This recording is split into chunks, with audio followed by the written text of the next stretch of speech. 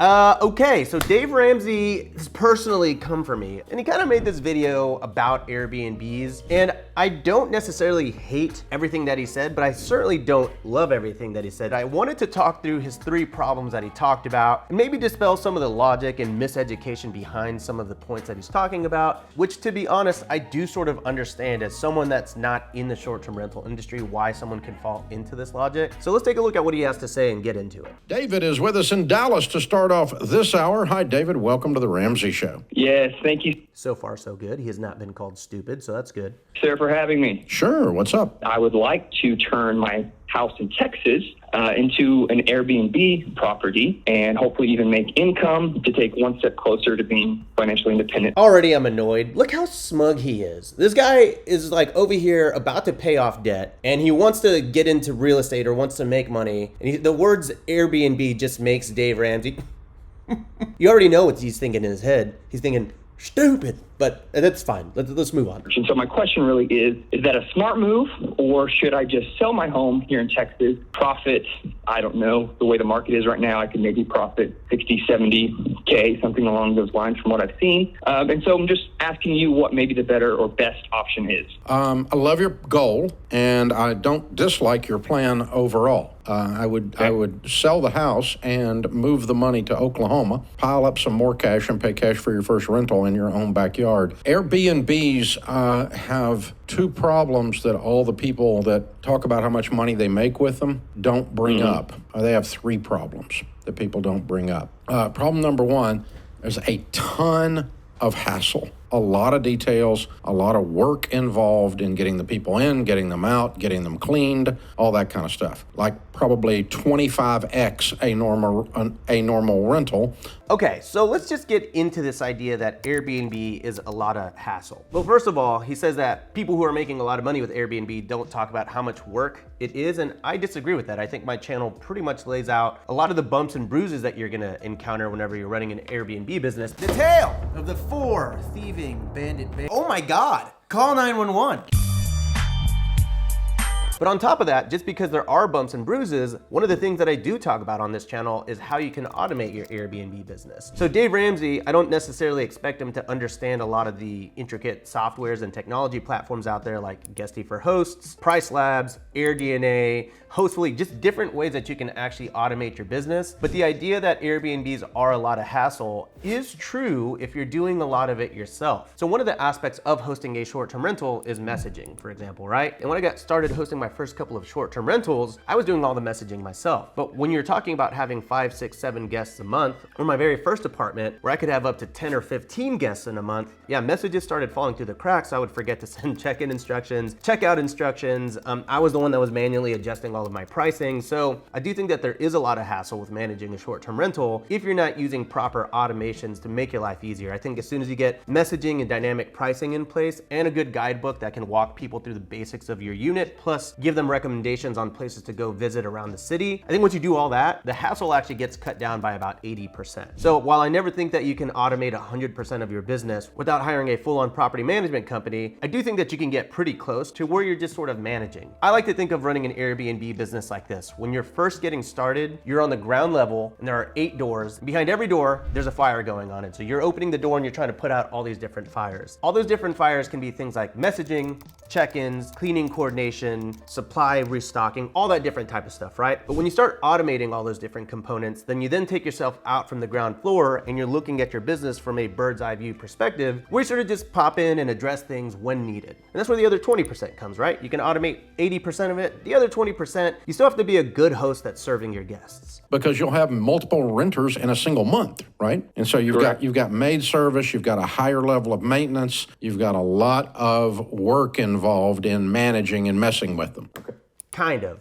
I don't think so. I mean, yes, you do have to manage all those different things, but really my smoothest and most automated properties that just run like a machine, I really don't talk to my cleaners all that much, except for whenever they invoice me to pay them or there's something else minor that may pop up in that property. Okay, so a lot of hassle. Could I speak? Go ahead. So sorry to interrupt. Can I just speak to that? I do have family here in Texas that would be managing the property, and so I kind of have a little bit of a built-in system where which is a bad idea. You're taking advantage advantage of your family. All right, so this is something I actually advocate for quite a bit, which is boots on the ground, right? If you're investing out of the city and you know someone in that city that is willing to help you out when you're first launching your listing, then you can depend on them to help you whenever something goes wrong. That doesn't mean that you can't pay them. I think it's very fair to say, hey, if I ever need a house call, if I ever have a guest that's having problems with not being able to swap the batteries in a remote, or a light bulb goes out or anything like that, would you mind if I paid you $15 to $50 to go and address something on the ground? Most of the time, people are really happy to do that. Now, the first couple of times, I think people will say, oh, you don't have to pay me. I do think that if you never pay someone, that is taking advantage of them. So you may as well work out a system or an hourly rate where you can call someone to help you. But even then, I do think it's a bit of a crutch to rely on a family member unless they just really want the money. And I do actually kind of agree with this idea that, yeah, you shouldn't really be relying on your family members. You should have boots on the ground. You should work out an arrangement with your cleaner, with your handyman to address these things, not really rely on like your mom and dad to wake up at 1 in the morning to go and address an issue. Which honestly, like the last time I've called someone at 1 in the morning to address an issue was literally never. So with that said, boots on the ground, very important. Try to work out the money solution so it is a little bit more transactional than favor-based. So if you want to do an Airbnb, it needs to be in your backyard. Actually, I do kind of agree with this. I do like saying invest in your backyard. And this doesn't necessarily mean literally in your backyard. I just think it means anywhere from within 2.5 hours of where you live, where you can feasibly get in your car and drive to the property if you really, really need to. Though of course, I know a ton of people that invest out of state to begin with in very easy markets like the Smoky Mountains, Destin, Blue Ridge, which is a little easier in those markets because typically those properties, when you buy them, already come fully furnished. So that really solves a lot of the logistical issues whenever you're launching your Airbnb, which the big pain point there, especially long distance investing, is furnishing your unit. Problem number one with Airbnbs. Problem number two with Airbnbs is you have a lot of extra maintenance. People tear the crap out of your property. Nobody talks about that. Yeah, I don't talk about that because it really doesn't happen. Honestly, it happens to people every day where they say, oh my gosh, these people threw big parties and this and that. Yeah, I mean, that does happen to hosts every day, and I think it's because hosts aren't necessarily super good at vetting their guests. I've never really had a nightmare party solution at my properties. I mean, it's not to say that it's not gonna happen, but there are a lot of safeguards that I had in place when I was first getting started. Like I had a really high deposit. Oh, hello. You wanna be in my YouTube video? Come here. Can you say like and subscribe? Oh, you're all shy now all of a sudden? All right, we gotta reset. We'll be back. Bye, love you.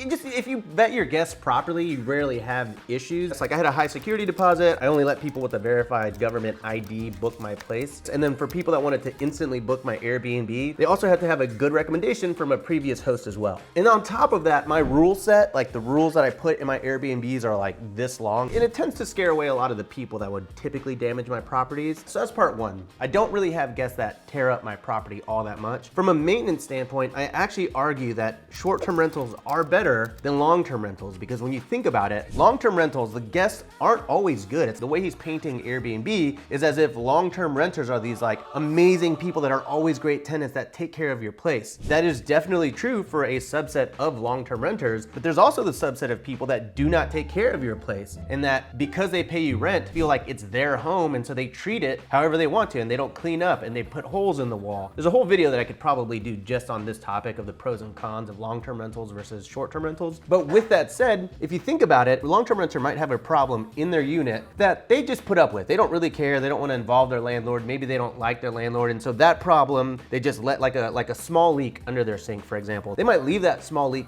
going until they move out. Because they just let it persist for 6, 8, 9, 10, 12 months, it becomes a much more expensive problem. And so the landlord could have fixed it for $50, but because the tenant never told them about it, now the landlord has to actually spend $500 to $1,000 to $1,500 to address what would have been a very small problem. You don't really ever have that problem with short-term rentals. You know why? Because my cleaners come in and they say, hey Rob, this thing is broken, or this curtain rod came off, or there's a small hole in the wall here. Whatever it is, I have the opportunity to find out about things that need maintenance multiple times a week, and then I can have my handyman come in and address it. So yes, there's definitely maintenance, but it's usually very, very minor things. In the amount of times that I've charged Airbnb guests for problems in my property in the last year, less than 5. Now I do run a relatively smooth business, and I am gonna say a lot of hosts out there have it tougher than me. I've been very lucky. I've got good systems in place to prevent really big problems. So I don't wanna gloss over the fact that yes, short-term rentals will put a lot of wear and tear on your furniture, for example. That's worth noting. But all to say, I don't think the maintenance is a reason not to get into short-term rentals, but it is something to definitely think about. Buying carpet.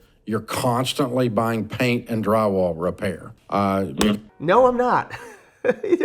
Sorry, I feel like I just said all this, but no, none of that is true. Not constantly. I've repaired drywall at my Airbnb one time in the last 5 years. Once. Third thing that nobody's talking about is several areas are now passing zoning prohibiting it. Right. And so if you set your whole model up only on Airbnb, that you could have the rug jerked out from under you. If the only way the deal works is Airbnb, don't do the deal because it might not be available to you.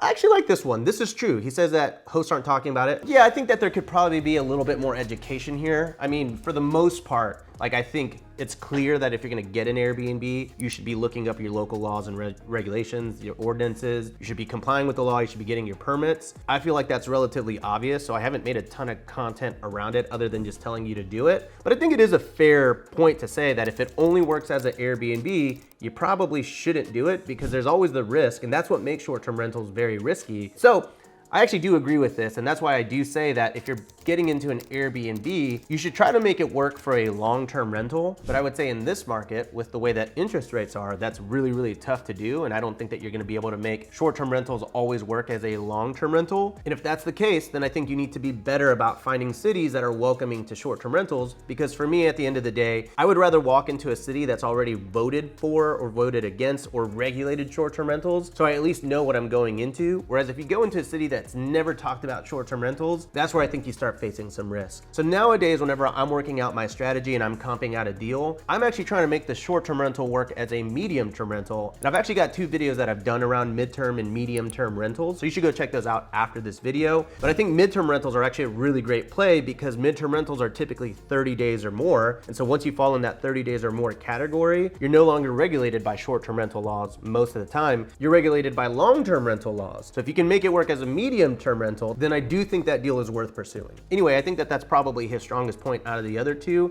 I think the other 2 aspects can be automated, managed. You can figure out your systems. I mean, it's still a business, right? It's not like you're walking into Airbnb and you're making a ton of money. This is still the actual business side of it where you have to provide a good experience for your guests. So yeah, any business that makes a lot of money is gonna require work. Just take the fact that you don't have a house payment anymore, pile it on top of that $60K, go pay cash for your first house, then pile all that rent up or Airbnb money up, whatever it is, and go pay cash for the second house, and then go pay cash for the third house. Yeah. So this is a whole nother video. I'm a big fan of leverage. You know, yes, you can go and pay cash for this house like he's talking about. This, he goes and he buys a $70,000 house. The cash flow he's gonna make from that is like $500 a month after all of his bills and expenses and taxes and everything like that. So he could go and spend $70,000 on a property that makes $500 a month. Great, it's stable. No one's gonna fault you for doing that, but you could also take that same $70,000, invest it into an Airbnb, and maybe make $100 to $2,500 a month. And yeah, it is more work, but it's drastically different income too. And then instead of going and buying another house cash, you just keep leveraging your money so that you can actually scale your portfolio. Because if you're trying to buy a house as cash, I got really bad news for you. It's gonna take you a very, very, very long time to build any sort of real estate empire if that's your actual goal. If you don't want an empire and you just wanna have a couple rentals to pay you a couple $100 every single month, this method works and there's absolutely nothing wrong with that. Pay cash for the second house, and then go pay cash for the third house, and you end up with 5 or 10 properties. You'll have enough income coming in that you are independent. Okay, so that actually proves my point. 5 to 10 houses over the course of your lifetime. And that's fine. Again, if you don't want to build an empire, if you don't want to be like an all-in real estate investor, 5 to 10 houses, that's a very admirable thing. It takes some people their whole life to get to that point. However, if you leverage your money and you kept investing in real estate, you could be getting 5 to 10 houses a year. So it's just a difference in investor profile, right? You can either be very conservative, pay cash, or you can be riskier, like your boy here, and most people that are very, very, very, very, very wealthy in real estate, and leverage your money to keep building up your portfolio every single year. And then eventually you get to the point where you start raising money and using OPM, other people's money, to scale even past that, which is what I'm starting to unlock right now. So, all right, so there's more to this video and I could react to a lot more. That's basically the gist of it. To recap here, Dave Ramsey's top 3 problems are, it's a lot of hassle, which in my opinion, you can really take care of through automations. 2, maintenance and the amount of tearing up setup that your guests are gonna do in your property. I think things like having identity verification, a stringent list of rules, and a deposit on platforms that let you charge a deposit, you're gonna avoid a lot of the people that would typically leave a lot of damages in your property. And then third, regulations. If it only works as an Airbnb, you shouldn't do the deal. I pseudo agree with that. I don't hate the advice. I'm actually cool with that. And I think it's a conservative way to approach Airbnb, and that's a good thing because Airbnb is a little bit more volatile. So if you're a conservative investor coming into the Airbnb game, you should definitely make it work as a long-term rental. Otherwise, you can be like me and the other subset of the population that makes it work as an Airbnb primarily, but a good backup plan is to make it work as a medium-term rental. And then we get into the topic of leverage. If that's a video you'll want to see, how to scale your portfolio through leverage, let me know in the comments down below. Otherwise, that's my Dave Ramsey stupid reaction. All right, actually, there's a little bit more to this video than I thought. I'm watching the final thing. It's supposed to go live in an hour, but then I just thought, as I was recapping this video, like talking about building the boots on the ground and automating your business and making your business more resistant to short-term rental regulations. And what I've decided to do is I'm gonna be hosting a workshop on Thursday, March 23rd, that basically details how to make your Airbnb business more recession-proof or more recession-resistant, how about that? And how to break into the game and how to take all of the things that we talked about in today's video into consideration when you're launching, optimizing, and scaling your short-term rental portfolio. So again, that's gonna be March 23rd. I'll leave a link in the description down below for you to register, all right? And we'll do a live Q&A. I'll answer all your questions. I'll get to meet y'all, and there will be tears, there will be laughs, maybe there will be beers, friends become enemies, enemies become friends. You know the whole deal, all right? So I'll catch you at that workshop March 23rd, but specifically, I'll catch you on the next episode of Raw Bill. All right, bye.